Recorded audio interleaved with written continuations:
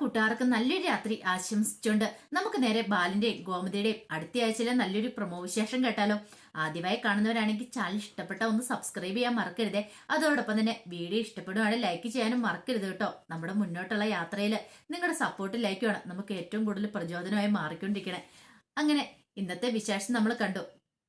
ഉദയഭാനു കഷ്ടിച്ചാണ് രക്ഷപ്പെടുന്നത്. ആകാശും ധർമ്മനും കൂടെ അന്വേഷിക്കാൻ വന്ന സമയത്ത് ഉദയഭാനു ബിഗൊന്നും തലയിൽ ഉണ്ടായിരുന്നില്ല. അതുകൊണ്ടാണെങ്കിൽ കണ്ടിട്ട് മനസ്സിലായതുമില്ല. പിന്നീട് ഭയങ്കര സന്തോഷത്തോടു കൂടിയിട്ടാണ് അവര് വീട്ടിലേക്ക് ചെല്ലുന്നത്. ഈ സമയം ആരിനോട് ഈ കാര്യങ്ങളൊക്കെ വിളിച്ചു പറഞ്ഞിട്ടുണ്ടായിരുന്നു. ഉദയഭാനു അങ്ങളെ കുറിച്ച് ഞങ്ങൾ അന്വേഷിച്ചു, കുഴപ്പമൊന്നുമില്ല, നല്ല മനുഷ്യനെന്നൊക്കെ അറിയാൻ കഴിഞ്ഞെന്നൊക്കെ. അങ്ങനെ വീട്ടിലേക്ക് എന്ന് കഴിഞ്ഞപ്പോഴത്തേനും ഗോമതി ചോദിച്ചു, എന്തായിടാ മോനെ, പോയി അന്വേഷിച്ചിരുന്നു ചോദിക്കണം. അന്വേഷിച്ചു, നല്ല അഭിപ്രായം തന്നെ അറിയാൻ കഴിഞ്ഞ. അടുത്ത കണ്ട പെട്ടിക്കടക്കാരനോടൊക്കെ ചോദിച്ചെന്ന് പറയാം. ഇത് കേട്ടതും ഗോമതി പറഞ്ഞു, ഇപ്പോഴൊരു സമാധാനമായത്. അപ്പോഴേക്കും ആനന്ദ് അങ്ങോട്ട് വന്നു. ആനന്ദ് വന്നിട്ട് പറഞ്ഞു, അല്ല എന്തായി കാര്യങ്ങളെന്ന് ചോദിക്കാം. കുഴപ്പമൊന്നുമില്ല, ആനന്ദേട്ടന് പറ്റിയ കുടുംബം തന്നെയാ, എന്തുകൂടെ നല്ല യോജിച്ച കുടുംബം തന്നെയാ. ദേ ആരിന് എന്തോ ഒരു സംശയം വന്നാ അതിന്റെ പേരിൽ അവൻ ആ കാര്യങ്ങളൊക്കെ പറഞ്ഞെന്ന് പറയാണ്, അല്ലാതെ വേറൊന്നും ഇല്ലാന്ന് പറയാം. ഇത് കേട്ട് കഴിഞ്ഞപ്പോഴത്തേനും ആനന്ദ് പറഞ്ഞു, ഞാൻ അപ്പോഴേ പറഞ്ഞില്ലേ ഇതിന്റെ ഒന്നും ആവശ്യമില്ലാന്ന്, വെറുതെ എന്തിനാ അന്വേഷിക്കാൻ പോയത്. വെറുതെ എങ്ങാനും ഈ ഉദയഭാനു സാർ എങ്ങാനും ഈ കാര്യം അറിഞ്ഞായിരുന്നെങ്കിൽ ഇതിൽ പരം ഒരു നാണക്കേട് വേറെ ഒന്നും ഇല്ലായിരുന്നു താനും. എന്ത് ചെയ്യാനാന്ന് പറ. ഈ സമയം ഉദയഭാനു ആകെപ്പാടെ ടെൻഷൻ അടിച്ചാ വീട്ടിലേക്ക് കയറി ചെല്ലുന്നേ. അപ്പോഴേക്കും ശ്രീകല ചോദിച്ചു, എന്ത് പറ്റി മനുഷ്യ, നിങ്ങളുടെ മുഖം എന്താ എങ്ങനെ ഇരിക്കണം നിൽക്കും. എന്റെ പൊന്നേടി, ഇന്ന് ഞാൻ പിടിക്കപ്പെടേണ്ടതായിരുന്നു, കഷ്ടിച്ച് രക്ഷപ്പെട്ടെന്ന് പറയണം. അതെന്താ? ഓ, ഞാൻ ആ പെട്ടിക്കടയിലെ ചായ കുടിക്കാൻ ചെന്ന് ഇപ്പൊ അങ്ങോട്ട് വന്ന ആരാന്നറിയാവോ? ആ ബാലന്റെ മക്കളുണ്ടല്ലോ, അവരങ്ങോട്ട് വന്നത്. വന്നു കഴിഞ്ഞിട്ടോ കൃത്യം എന്നോട് തന്നെ ചോദിച്ചു, ഉദയഭാനുവിനെ കുറിച്ച് എങ്ങനെയുണ്ട് ആള്, നല്ല സ്വഭാവമാണോ, വീട്ടുകാരെങ്ങനെയുണ്ടെന്ന്. എന്റെ മനുഷ്യ, എന്നിട്ട് നിങ്ങളെ കണ്ട് മനസ്സിലായില്ലേ? എങ്ങനെ മനസ്സിലാവാനാ, ഞാൻ വിഗൊന്നും വെച്ചിട്ടല്ലോ, പോരാത്തൻ എന്റെ ഈ കോലോ.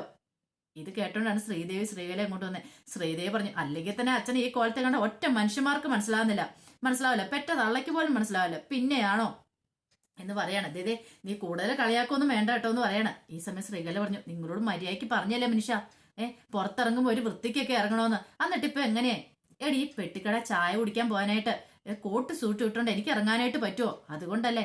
എന്നിട്ടിപ്പൊ എങ്ങനെയായി? അവർക്ക് വന്ന അവന്മാര് പൊട്ടന്മാരായതുകൊണ്ട് അവർക്ക് മനസ്സിലായില്ല. ബുദ്ധിയുള്ളവന്മാരെങ്ങനെ ആയിരുന്നെങ്കിൽ നിങ്ങളുടെ കള്ളത്തരം ഇതോടോ പിടികൂടിയാണ്, അന്നെങ്കിൽ പിന്നെ നാണം കെട്ടിട്ട് ഇവിടെ നിൽക്കാൻ പറ്റില്ലായിരുന്നു പറയണം. ശ്രീദേവോട് ശരിയാ, ഈ കളി ഇവിടത്തോടെ അവസാനിപ്പിക്കാം, അവരന്വേഷിക്കാൻ തുടങ്ങിയിട്ടുണ്ട്. ഇങ്ങനെയാണെങ്കിൽ കല്യാണം ആകുമ്പത്തേന് എങ്ങനെയായിരിക്കും? എന്റെ മോളെ, ഇനി അന്വേഷണമൊന്നും ഉണ്ടാകത്തില്ല, ഞാൻ നല്ലത് പറഞ്ഞു വിട്ടിട്ടുണ്ട്, അതുകൊണ്ട് ആ ഒരു പ്രശ്നം ഇല്ലാന്ന് പറയണം. ഇതേ എനിക്ക് പറ്റില്ല, ഇങ്ങനെയാണെങ്കിൽ ഞാൻ ഈ കളിക്കില്ല എന്ന് പറയണം. ഇത് കേട്ട് കഴിഞ്ഞപ്പോഴത്തേനും ശ്രീകല പറഞ്ഞു, അതെ ചേച്ചി എന്തൊക്കെ പറയണമെന്ന് ചോദിക്കും. എനിക്ക് പറ്റില്ല, ഇപ്പൊ തന്നെ അവർക്ക് നല്ല സംശയമുണ്ട്. അങ്ങനെയാണെങ്കിൽ ഇനി മുന്നോട്ട് പോകുന്നതോ എങ്ങനെയായി തീരുമെന്ന് ചോദിക്കാം. ഈ സമയം ഉദയഭാനു പറഞ്ഞു, മോൾക്ക് വേണ്ടെങ്കിൽ വേണ്ട നിങ്ങൾ വെക്കാന്ന് പറയാന്ന്. ഇത് കേട്ട് കഴിഞ്ഞപ്പോഴത്തേനും ശ്രീകല പറഞ്ഞു, നിങ്ങൾ എന്താ മനുഷ്യ പറയുന്നത്, വേണ്ടാന്ന് വെക്കാനോ? അപ്പൊ ഇത്രയും പൈസ മുടക്കിയതൊക്കെയോ? അന്തിക്ക് വരെ വെള്ളം കോരിയിട്ട് അവസാനം പാടിക്കെ കൊണ്ടേ കല ഉടച്ചെന്ന് പറയുന്ന രീതിയാണോ നിങ്ങൾ കാണിക്കാൻ പോണെന്ന് ചോദിക്കുകയാണ്. ഈ സമയം ഉദയഭാനു പറഞ്ഞു, പിന്നെ എന്ത് ചെയ്യാനാ, ദേ നീ ഒറ്റ എഴുത്ത് എല്ലാത്തിനും കാണാം, വലിയ വീട്ടിലേക്ക് മോളെ കെട്ടിച്ചു പോകണമെന്നും പറഞ്ഞിട്ട് ദേ ഇപ്പൊ എല്ലാ കുറ്റം എന്റെ തലയിലായോ എന്നും പറഞ്ഞ് അങ്ങോട്ടും കൂടെ അവർ വഴക്കുണ്ടാകുകയാണ്. അവസാനം ശ്രീകലനെ കുനിച്ചിർത്തി ഇടിക്കാൻ തുടങ്ങുവാണ് ഉദയഭാനു. കണ്ണടച്ച് കാണിക്കുന്നുണ്ട് വെറുതെ, കാരണം ശ്രീവിദ്യനെ കൂടെ ഒന്ന് സമ്മതിപ്പിക്കാൻ വേണ്ടിയിട്ട്. പിന്നീട് തിരിച്ച് ഉദയഭാനുവിന്റെ മുതുകത്ത് ശ്രീകല ഇടിക്കുന്നുണ്ട്. അങ്ങോട്ടും ഇങ്ങോട്ടും ഇടിയും പെടാൻ തുടങ്ങുന്ന സമയത്ത് ശ്രീദേവി പറഞ്ഞു, ഒന്ന് നിർത്തുന്നുണ്ടോന്ന് ചോദിക്കുവാണ്. കുറെ സമയമായി മനുഷ്യന്, അവസാനം ഇത് തന്നെ ഉണ്ടാകത്തുള്ളൂ. എന്റെ ദൈവമേ, ഇവിടെ നിന്ന് എങ്ങനെയൊന്ന് രക്ഷപ്പെട്ടാ മതിയായിരുന്നു. ഇത് കേട്ട ശ്രീകല ചാടി എഴുന്നേറ്റ് വിട്ട് പറഞ്ഞു, ഇത് തന്നെ ഞാൻ പറഞ്ഞേ, ഇവിടുന്ന് രക്ഷപ്പെടാനുള്ള ഏറ്റവും നല്ല മാർഗം നിന്റെ കല്യാണം എന്നുള്ള കാര്യം. ഇനിയെങ്കിലും നിനക്കത് മനസ്സിലായില്ലേന്ന് ചോദിക്കുക. ഇതേ എന്റെ അമ്മേ, എരുതിയിരുന്ന് അല്ല വറചട്ടിയിരുന്ന് എരുതിയിലേക്ക് പോയ അവസ്ഥയിലേക്ക് ഞാൻ പോകാൻ പോന്നെ, അമ്മയ്ക്കത് അറിയാവുന്ന ചോദിക്കുക. ഒന്ന് ഓർത്തു നോക്കിയേ, എന്റെ കള്ളത്തരങ്ങൾ എങ്ങാനും അവിടെ പിടികൂട്ടണേ പിന്നെ എന്താ സംഭവിക്കാൻ പോന്നെ? എന്റെ മോളെ, അതൊന്നും പിടികൂടത്തില്ല, നീ ധൈര്യമായിട്ടിരിക്കുക. ഇതേ കല്യാണത്തിന് കുറച്ച് പൈസയും കൂടെ അറേഞ്ച് ചെയ്യണം, പിന്നെ നല്ല ഗംഭീരമായിട്ട് കല്യാണം അങ്ങ് നടത്തും. അച്ഛാ, ഇനിയും കൂടെ കടം മേടിച്ച് കൂട്ടിയിട്ടുണ്ടെങ്കിൽ എന്ത് ചെയ്യുമെന്ന് ഓർത്തോണ്ടാ ഞാൻ അവിടെ നിന്ന് ഇങ്ങോട്ടെ പണപ്പെട്ടിയൊന്നും പണമരമൊന്നും പിടിച്ചു കുലുക്കുന്നില്ല, ഇങ്ങോട്ട് പൈസ കൊണ്ടാ ചാടിക്കാനായിട്ട്. ഇത് കേട്ട് കഴിഞ്ഞപ്പോ ഉദയഭാനു പറഞ്ഞു, പിന്നെ നിന്നെ കെട്ടാൻ പോകുന്ന ആരാ? ബാലന്റെ മോനല്ലേ, അതുകൊണ്ട് നീ ആ കാര്യത്തിൽ പേടിക്കണ്ടെന്ന് പറയണം. ഒരു ബാലന്റെ മോനുണ്ട്, മനുഷ്യരോട് സമാധാനം ഇല്ലാത്ത അവസ്ഥയാ. കള്ളം പറഞ്ഞ് ഞാൻ മടുത്തു. ദേ അവിടുന്ന് ഇനി ഇങ്ങോട്ട് വിളി വന്നു തുടങ്ങും ഓരോന്നും പറഞ്ഞോണ്ട്. അപ്പൊ ഞാൻ എന്താ മറുപടി പറയേണ്ടതെന്നും കൂടെ ഒന്ന് പറഞ്ഞാന്ന് ഉപകാരമായിരുന്നു. എനിക്കിനി അഭിനയിക്കാൻ പറ്റില്ല എന്ന് പറയാണ്. ഞാനൊന്നും പറയുന്നില്ല, മര്യാദയ്ക്ക് പറയുന്ന കൂടെ അനുസരിച്ചാൽ മതി എന്ന് പറഞ്ഞുകൊണ്ട് ദേഷ്യപ്പെട്ട് ഉദയഭാനു അങ്ങോട്ട് കയറി പോവാണ്. ഈ സമയം ശ്രീവിദ്യ ശ്രീദേവിയുടെ അടുത്ത് വന്നിട്ട് അതെ ചേച്ചി, അച്ഛനും അമ്മയും പറയുന്ന അനുസരിക്കുന്നത് നല്ല, അല്ലാതെ വേറൊരു നിവൃത്തി ഞാൻ നോക്കിയിട്ട് കാണുന്നില്ല എന്നൊക്കെ പറയുന്നുണ്ട്. ആ സമയം വൈകുന്നേരം ബാലൻ വീട്ടിലേക്ക് വരുവാണ്. വീട്ടിലേക്ക് വന്നു കഴിഞ്ഞപ്പോഴത്തേനും ധർമ്മനും ആനന്ദും അവരെല്ലാരും കൂടെ ചെല്ലുവാണ്. പിന്നീട് ബാലൻ ചോദിച്ചു, അല്ല ഇന്ന് നിങ്ങളോട് ഒരു ജോലി ഞാൻ പറഞ്ഞിട്ടുണ്ടായിരുന്നു, പോയി അന്വേഷിച്ചോ എന്ന് ചോദിക്കുവാണ്. ഇത് കേട്ടതും ആകാശ് പറഞ്ഞു, അന്വേഷിച്ചാന്ന് പറയാണ്. ധർമ്മം പറഞ്ഞു, ഇതേ അളിയൻ പറഞ്ഞ പോലെ തന്നെ നല്ല ഒന്നാം തരം കുടുപ്പം കേട്ടോ, നമ്മൾ ഉദ്ദേശിച്ച പോലെ ഒന്നുമല്ല, ബെഡാ പാർട്ടിയാന്ന് പറയാണ്. അവിടുത്തെ ഉള്ള കടയിൽ അന്വേഷിച്ചായിരുന്നു. ഒരു പുള്ളിക്കാരനോട് ചോദിച്ചു കഴിഞ്ഞപ്പോ പറഞ്ഞ വലിയ മന്ത്രിമാരും ഒക്കെ ആയിട്ട് വലിയ പിടിപാടും കാര്യങ്ങളൊക്കെ ഉണ്ടെന്ന് അറിയാൻ കഴിഞ്ഞേ.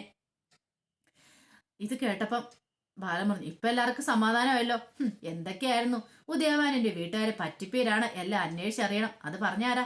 ആരിനല്ലേ? അവൻ അസൂയ കൊണ്ട് പറയുന്നതെന്ന് ഞാൻ പറഞ്ഞിട്ട് ആരെങ്കിലും വിശ്വസിച്ചോന്ന് ചോദിക്കുക. അപ്പോഴേക്കും അങ്ങോട്ടേക്ക് മീനാക്ഷിയും കൂടെ വരുന്നുണ്ട്. മീനാക്ഷി വന്നിട്ട്, അല്ലച്ച ഞാൻ സംശയം ചോദിച്ചോട്ടെ, ആരിന് അങ്ങനെ ഒരു സംശയം പറഞ്ഞിട്ടുണ്ടെങ്കിൽ അതൊരിക്കലും വെറുതെ ആവാനായിട്ട് വഴിയില്ലെന്ന് പറയണം. അതെന്താ അങ്ങനെ പറഞ്ഞേ? അല്ല ആരിന് എന്തെങ്കിലും സംശയം ഉള്ളതുകൊണ്ടല്ലേ. ഇതേ മീനാക്ഷി, നീയും കൂടെ ഇനി അവന്റെ ഭക്ഷണം ചേരുവാണെന്ന് നിൽക്കും. അവന്റെ ഭക്ഷണം ചേർന്നല്ല, പക്ഷെങ്കിൽ എനിക്ക് അങ്ങനെ തോന്നിയെന്ന് പറയണം. ഇത് കേട്ട് കഴിഞ്ഞപ്പോ ഗോമതി പറഞ്ഞു, അല്ലെ കുഴപ്പമൊന്നും ഇല്ലെന്നല്ലേ മോളെ പറഞ്ഞേ, ഇവര് പോയി അന്വേഷിക്കുകയും ചെയ്തല്ലേന്ന് ചോദിക്കും. അതൊക്കെ ശരി തന്നെയാ, പക്ഷേങ്കില് എന്തോ എനിക്ക് തോന്നേ ഉച്ചയുടെ എങ്ങനെ ആലോചിച്ചിട്ട് നടത്തിയാൽ മതി എന്നാ തോന്നുന്നതെന്ന് പറയണം. ഇത് കേട്ടപ്പോ ബാലൻ പറഞ്ഞു, അതെ അതിന്റെ ആവശ്യമുണ്ടെന്ന് എനിക്ക് തോന്നുന്നില്ല. ഞാൻ എന്തായാലും ഒരു കാര്യം തീരുമാനിച്ചുറപ്പിച്ചു, ആനന്ദിന്റെ കല്യാണം ഉടനെ തന്നെ നടത്താൻ തീരുമാനിച്ചു. ഇനിയിപ്പോ അധികം ആലോചനയും കാര്യങ്ങളൊന്നും ഇല്ലെന്ന് പറയണം. ഞാൻ കണ്ടിടത്തോളം കേട്ടിടത്തോളം എനിക്ക് തൃപ്തിയായി ഈ ബന്ധത്തിൽ എന്ന് പറയണം.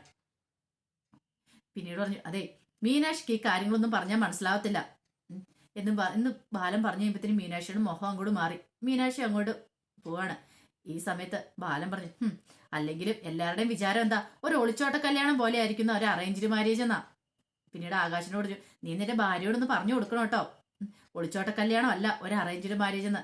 കാരണം ഈ കല്യാണം ഒന്ന് കഴിഞ്ഞോട്ടെ, പുതുപ്പെണ്ണ് ഈ വീട്ടിലേക്ക് വന്ന് കയറിക്കോട്ടെ, അപ്പൊ അറിയാം ഒരു ഒളിച്ചോട്ട കല്യാണം പോലെയാണോ അല്ലാതെ അറേഞ്ച്ഡ് മാരേജ്. കാരണം വന്ന് കയറി കഴിയുമ്പോൾ അവര് പിന്നെ അവരുടെ സഹകരണവും കാര്യങ്ങളൊക്കെ എങ്ങനെയായിരിക്കുമെന്ന്.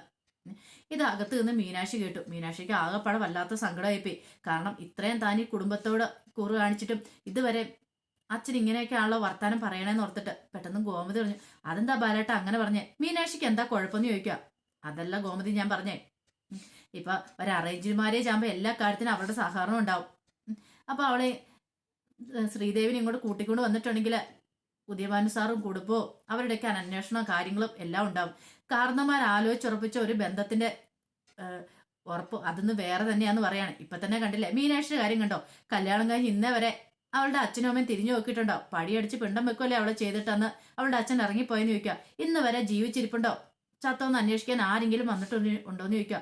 ഇത് കേട്ടോ ആകാശിന്റെ മുഖം കൂടെ വല്ലാതായി. പെട്ടെന്ന് ധർമ്മം പറഞ്ഞു, അളിന് എന്തൊക്കെയാ അളിനായി വിളിച്ചു പറയണമെന്ന് ചോദിക്കുക. അതെ ഇത് മീനാക്ഷി എങ്ങാനും കേട്ടിട്ടുണ്ടെങ്കിൽ അമ്മ അവൾക്ക് എത്രമാത്രം സങ്കടമാവെന്ന് ചോദിക്കുക. ഇത് കേട്ടോ ഗോമതി പറഞ്ഞു, ബാലേട്ടാ ഇങ്ങനൊന്നും പറയരുത് കേട്ടോ, അവളെങ്ങാനും കേട്ടോ മോൾക്ക് വല്ലാത്ത സങ്കടമാവെന്ന് പറയാ. സങ്കടമാവാൻ പറഞ്ഞല്ല, ഞാൻ ഉള്ള കാര്യം പറഞ്ഞാലേ. ഇത് അകത്ത് കണ്ടിട്ട് കേട്ടിരുന്ന മീനാക്ഷിക്ക് സങ്കടം സഹിക്കാൻ പറ്റിയില്ല. കാരണം പുതുപ്പെണ്ണ് വന്ന് കയറിയില്ല, അതിനു മുമ്പേ തുടങ്ങിയിട്ടുണ്ട്. ഇങ്ങനെയാണെങ്കിൽ അവൾ വന്ന് കയറുമ്പോഴെന്തായിരിക്കും അവസ്ഥ? വലിയ വീട്ടിൽ നിന്നാന്ന് ആലോചിച്ചോണ്ട ബാലൻ ഈ കാര്യങ്ങളൊക്കെ പറയുന്നത്. പക്ഷെ ബാലന് കിട്ടാൻ പോകുന്ന കളി ബാലൻ തിരിച്ചറിയുന്ന പോലുമില്ല. ഏതാണ്ട് കൊമ്പത്ത് പിടിച്ചു വലിയ മന്ത്രിമാരൊക്കെ ആയിട്ട് വലിയ അയാൾക്ക് ബന്ധമുണ്ടെന്നുള്ള രീതിയിലാണ് ബാലന്റെ സംസാരം പെരുമാറ്റമൊക്കെ. അപ്പൊ തനിക്കും ഇനി ആ നിലയ്ക്കും വിലയ്ക്കും നിൽക്കാലോ. വലിയ വീട്ടിലെ ആളുടെ മോളെയല്ലേ തന്റെ മോൻ കല്യാണം കഴിക്കാൻ പോന്നേ. അപ്പൊ ആ ഒരു ചിന്ത അഹങ്കാരമൊക്കെ ബാലന്റെ മനസ്സിലേക്ക് ഉടലെടുത്തു. പോരാത്തിന് ആലോചിച്ചുറപ്പിച്ച ബന്ധം, എന്തും കൊണ്ട് ചേരുന്ന വിവാഹം. അപ്പൊ അത് ആ ബാലന്റെ സംസാരത്തിൽ ആ അഹങ്കാരം ഉണ്ടായിരുന്നു. പക്ഷെ അകത്ത് നിന്ന് മീനാക്ഷിയുടെ കണ്ണ് നിറഞ്ഞൊഴുകി. മീനാക്ഷിക്ക് ഭയങ്കര സങ്കടമായിപ്പോയി. കാരണം ഇത്രയൊക്കെ ആയിട്ടും തന്റെ വീട്ടുകാരെ തന്നെ തിരിഞ്ഞു നോക്കിയിട്ടില്ല. പക്ഷെ ഇവിടെ വന്ന് കയറിയത് മുതൽ തന്റെ കുടുംബം ഇതാന്ന് വിചാരിച്ചുകൊണ്ട് താൻ ഇന്ന് വരെ പെരുമാറിയിട്ടുണ്ടായിരുന്നേ. പക്ഷെ ഒറ്റ ദിവസം കൊണ്ട് പുതിയ പെണ്ണ് വരുവാന്ന് അറിഞ്ഞു കഴിഞ്ഞപ്പോൾ കുറച്ച് പണവും പത്രാസും കൊണ്ട് കണ്ടു കഴിഞ്ഞപ്പോൾ തന്നെ വെറും കറിവേപ്പില പോലെ എടുത്ത് കളയുവാണോ എന്നൊരു ചിന്ത മീനാക്ഷിയുടെ മനസ്സിലേക്ക് വരുവാണ്. മീനാക്ഷി അങ്ങനെ സങ്കടപ്പെട്ട് മുറിയിലിരിക്കുക. ആ സമയം ആകാശം അങ്ങോട്ട് കയറി വന്നു. ആകാശം വന്നിട്ട്, മീനു നിന്റെ മുഖം എന്താ വല്ലായിരിക്കണം നിൽക്കും. ഒന്നുമില്ലാന്ന് പറയാം. എന്താ മീനു എന്താ കാര്യം നിൽക്കുക? ഒന്നുമില്ലാന്ന് പറയണം. അപ്പോഴേക്കും ഗോമതി അങ്ങോട്ട് വന്നു. ഗോമതി എന്നിട്ട്, മോളെ ഫുഡ് കഴിക്കേണ്ട വരാൻ പറയണം. എനിക്ക് വിശക്കുന്നില്ലമ്മേ എന്ന് പറയണം. വിശപ്പില്ല അതെന്താ? എന്താന്ന് അറിയത്തില്ലമ്മേ, എനിക്ക് വൈകുന്നേരം വിശക്കുന്നില്ല, നല്ല തലവേദന എടുക്കുന്നുണ്ട്, എനിക്കൊന്ന് കിടക്കണമെന്ന് പറയണം. ഗോമതിക്ക് ചെറിയ സംശയങ്ങളൊക്കെ തോന്നി. ഇനി എങ്ങാനും ഇവള് കേട്ടോ മോൾ ഇങ്ങോട്ട് വരാൻ പറയണം. വേണ്ടെന്ന് പറഞ്ഞില്ലേ, എന്നെ കുറെ സമയം തനിച്ചു വിടാൻ പറയാണ്. പിന്നീട് മീനാക്ഷി പോയി കഥ അടയ്ക്കുവാണ്. മീനാക്ഷിക്ക് സങ്കടം സഹിക്കാൻ പറ്റില്ല. ഈ സമയം ആകാശ് ചോദിച്ചു, എന്താ മീനു, നിനക്ക് എന്താ സംഭവിച്ചെന്ന് ചോദിക്കുവാണ്. നീ ഇവിടെ വന്ന് ഇരിക്കാൻ പറയാണ്. വേണ്ട, ആകാശ് കിടന്നോളാൻ പറയണ. അപ്പൊ നീയല്ലേ പറഞ്ഞത് നിനക്ക് തലവേദന കിടക്കണോന്ന്. അത് ഞാൻ കിടന്നോളാം, ഞാനേ താഴെ കിടന്നോളാന്ന് പറയാണ്. താഴെ, അത് നിന്നെ താഴെ കിടക്കണേ? അപ്പൊ എന്തിനാന്ന് മനസ്സിലായില്ലേ അല്ലേ? നിങ്ങളുടെ അച്ഛൻ ഇതുവരെയായിട്ടും എന്നെ ഇവിടുത്തെ മരുമകളായിട്ട് അംഗീകരിച്ചിട്ടില്ല. അതുകൊണ്ടല്ലേ ഇങ്ങനെയൊക്കെ. കാരണം അന്ന് ആകാശനോടൊരു കാര്യം പറഞ്ഞിട്ടുണ്ടായിരുന്നു മുമ്പ് കല്യാണം കഴിച്ചുകൊണ്ട് വരുന്ന സമയത്ത്, കുടുംബവും കുട്ടികളൊക്കെ ആനന്ദിന്റെ വിവാഹത്തിന് ശേഷം മാത്രം മതിയെന്ന്. അത് മീനാക്ഷിയെ വല്ലാതെ ബുദ്ധിമുട്ടിച്ചൊരു കാര്യം വരുന്നത്. കാരണം ഇതുവരെയായിട്ടും അങ്ങനെയാണെങ്കിൽ തന്നെ ആകാശിന്റെ ഭാര്യയായിട്ട് അംഗീകരിച്ചിട്ടില്ലെന്നല്ലേ അതിനർത്ഥം. മീനാക്ഷിക്ക് സങ്കടം സഹിക്കാൻ പറ്റിയില്ല. മീനാക്ഷിയോട് ഒരു കാര്യം ചെയ്യാം, നിങ്ങളുടെ അച്ഛൻ എന്നെങ്ങനെ നിങ്ങളുടെ ഭാര്യയായിട്ട് അംഗീകരിക്കുന്നോ അന്ന് ഞാൻ നിങ്ങളോടൊപ്പം കയറി കിടക്കുന്നുള്ളൂ, അതുവരെ ഞാൻ ഇവിടെ കിടന്നോളാന്ന് പറയാണ്. ഇത് കേട്ടതും ആകാശ് പറഞ്ഞു, എന്തൊക്കെയാ മീനു നീ പറയണെന്ന് ചോദിക്കാം. നിനക്കും മനസ്സിലായില്ലല്ലേ? പക്ഷെ എനിക്ക് മനസ്സിലാവുന്നുണ്ട്. പുതുപ്പെണ്ണ് വരുന്നതിന് മുമ്പ് ഈ വേർതിരിവ് തുടങ്ങി. ഇങ്ങനെയാണെങ്കിൽ ആ പെണ്ണും കൂടെ വീട്ടിലേക്ക് വന്നു കഴിഞ്ഞാൽ പിന്നെ എന്തായിരിക്കും അവസ്ഥ? ഞാൻ കറിവേപ്പില പോലെ പുറത്തു പോകേണ്ട വരത്തില്ലെന്ന് ചോദിക്കാം. മീനു നീ ഇങ്ങനൊന്നും പറയരുത്, ഇങ്ങനെയൊക്കെ പറയില്ലെന്നാ.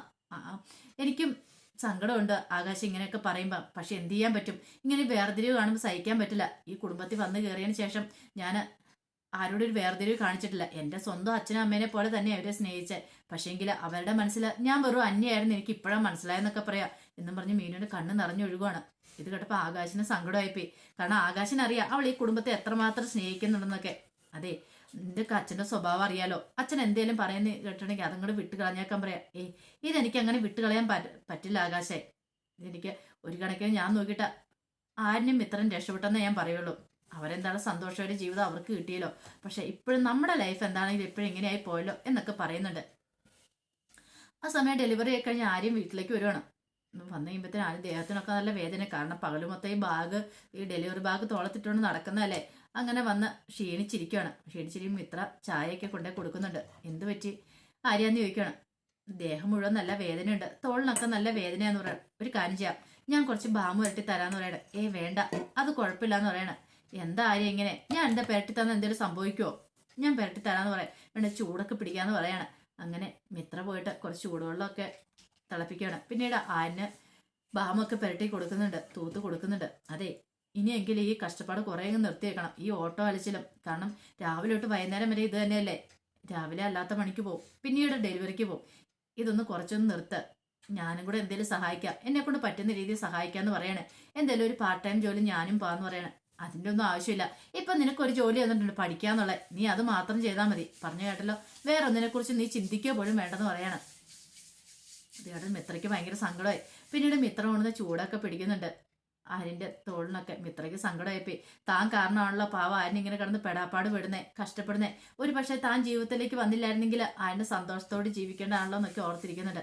ആ സമയത്തും ആര്യൻ്റെ മുഖം വല്ലാതിരിക്കുന്നുണ്ടായിരുന്നു. മിത്ര ഓർത്തോണ്ടിരുന്ന എന്താ, ഒരു പക്ഷേങ്കിൽ ഈ വയ്യാത്തോണ്ടായിരിക്കും. പക്ഷെ ആര്യൻ്റെ മനസ്സിൽ ഉദയഭാനുവിൻ്റെ വീട്ടിൽ നടന്ന സംഭവങ്ങളൊക്കെ ആയിരുന്നു മനസ്സിലുണ്ടായിരുന്നത്. അത് അവരോട് പറഞ്ഞിട്ടും അവർ അന്വേഷിച്ചിട്ടും ഒരു പക്ഷേങ്കിൽ എന്നാ ചതി നടന്നതെന്ന് പോലും ആര്യനെ അറിയത്തില്ലായിരുന്നു, എന്തുകൊണ്ട് അങ്ങനെയൊക്കെ നടന്നേന്നുള്ള. ഈ സമയം ആനന്ദ് ഭയങ്കര സന്തോഷത്തിലായിരുന്നു. ആനന്ദിന്റെ മനസ്സിൽ ശ്രീദേവി മാത്രമായിരുന്നു. പിന്നീട് രാത്രി കഴിഞ്ഞപ്പോഴത്തേന് ആനന്ദ് ശ്രീദേവിനെ വിളിക്കുന്നുണ്ട്. വിളിച്ചിട്ട് വിശേഷങ്ങളൊക്കെ തിരക്കുന്നുണ്ട്. പിന്നീട് സംസാരിച്ചതിനിടയ്ക്ക് ആനന്ദ് പറഞ്ഞു, അതെ, അധികം വൈകാതെ തന്നെ കല്യാണം നടക്കും. പിന്നെ ഇവിടെ ഉള്ളവർക്ക് ചില സംശയങ്ങളൊക്കെ ഉണ്ടായിരുന്നു പറയും. ഇത് കേട്ടത് ശ്രീദേവിക്ക് ടെൻഷനായി. എന്തായിരിക്കും ചോദിക്കാൻ പോകുന്ന ഓർത്തോട്ട്. അല്ല, എന്താ ആനന്ദേട്ടാന്ന് ചോദിക്കണം. അല്ല, നിങ്ങളുടെ കുടുംബത്തെക്കുറിച്ച് അന്വേഷിക്കാനും അറിയാനായിട്ട് ഒക്കെ ഇവിടുന്ന് ആകാശിനെയും എൻ്റെ മാമനെയൊക്കെ വിട്ടിട്ടുണ്ടായിരുന്നു. പക്ഷെ അന്വേഷിച്ചപ്പം എല്ലാവരും നല്ല തന്നെയാണ് പറഞ്ഞതെന്ന് പറയാണ്. ഇത് കേട്ട് കഴിഞ്ഞപ്പോഴത്തേനും ശ്രീദേവിക്ക് ഒരു ടെൻഷൻ ഉണ്ടായി. അച്ഛനോടാണല്ലോ വന്ന് ചോദിച്ചേ, പക്ഷെ അത് ഇവർക്ക് അറിയത്തില്ലോ. ഈ സമയം ശ്രീദേവി പറഞ്ഞു, അതെ, ഞങ്ങളുടെ കുടുംബം നല്ലൊരു കുടുംബം തന്നെയാ. ഇനിയിപ്പോൾ വേണമെങ്കിൽ ഇനിയിപ്പം ആനന്ദേടം തന്നെ നേരിട്ട് വന്ന് അന്വേഷിച്ചോളം പറയണേ. അതിന്റെ ആവശ്യമൊന്നുമില്ല, ഞങ്ങൾ അതൊക്കെ അന്വേഷിച്ചറിഞ്ഞു, ഒരു കുഴപ്പമില്ല, നല്ല ഫാമിലിയാന്നൊക്കെ അറിയാൻ കഴിഞ്ഞു. ഇത്രയും നല്ലൊരു കുടുംബമായിട്ട് ബന്ധം ചേരാൻ പറ്റിയത് തന്നെ ഭാഗ്യമാണെന്നാണ് ഞങ്ങളൊക്കെ കരുതുന്നതെന്നൊക്കെ പറയാണ്. ശ്രീദേവിക്ക് ഇത് കേട്ടപ്പോൾ നല്ല വിഷമം വരുന്നുണ്ട്. പക്ഷെ എന്തേലും ചെയ്യാൻ പറ്റുമോ? എന്തേലും പറഞ്ഞു പോയിട്ടുണ്ടെങ്കിൽ, തൻ്റെ നാവിൽ നിന്ന് എന്തേലും വീണ് പോയിട്ടുണ്ടെങ്കിൽ പിന്നെ ഇവിടെ ഒരു കൊലപാതകം നടക്കും എന്നുള്ള കാര്യം ശ്രീദേവിക്ക് നന്നായിട്ട് അറിയാം. അതുകൊണ്ട് ശ്രീദേവി കൂടുതലൊന്നും മിണ്ടാനും പോയില്ല. പക്ഷെ ഈ സമയത്ത് മിഥുൻ തൻ്റെ കൂട്ടാളികളെ വിളിച്ച് ചില നിർദ്ദേശങ്ങൾ കൊടുക്കുന്നുണ്ട്. മിത്രയെ തട്ടിക്കൊണ്ടു പോകണം. ഒരു കാരണവശാലും അവൾ ഇനി സ്വസ്ഥത സമാധാനം ജീവിക്കരുത്. തൻ്റേതായി കഴിഞ്ഞിട്ട് പിന്നെ എന്ത് വെള്ളം ചെയ്തോ അവളെ കറിവേപ്പില പോലെ വലിച്ചെറിയാം. അങ്ങനെ ഒരു തീരുമാനത്തിലൊക്കെ മിഥുൻ എത്തുവാണ്. പക്ഷേങ്കില് മിഥുൻ ഇനി ഇപ്പൊ എന്തൊക്കെ കളിച്ചെന്ന് പറഞ്ഞാലും ഒന്നും നടക്കാനായിട്ടും പോകുന്നില്ല. ആരിന്റെ മുന്നില് മിഥുൻ വെറും ഒന്നും അല്ലാതായി തീരോട്. അത് മാത്രമല്ല, ബാലന്റെ അഹങ്കാരത്തിന് തിരിച്ചടി കിട്ടുക തന്നെ അധികം വൈകാതെ. ബാലൻ താൻ വലിയ കല്യാണം കൊണ്ടുവന്നു കൊമ്പത്താന്ന് പറഞ്ഞ് നിൽക്കുന്ന ബാലന് അങ്ങനെ ഇരുട്ടടി കിട്ടാൻ പോവാണ്. അതിന്റെ വിശേഷങ്ങളൊക്കെ നമുക്ക് എല്ലാവർക്കും കാത്തിരിക്കാം കേട്ടോ. ഒരിക്കൽ കൂടി എല്ലാവർക്കും നല്ലൊരു രാത്രി ആശംസിച്ചു നിർത്തുന്നു. നന്ദി.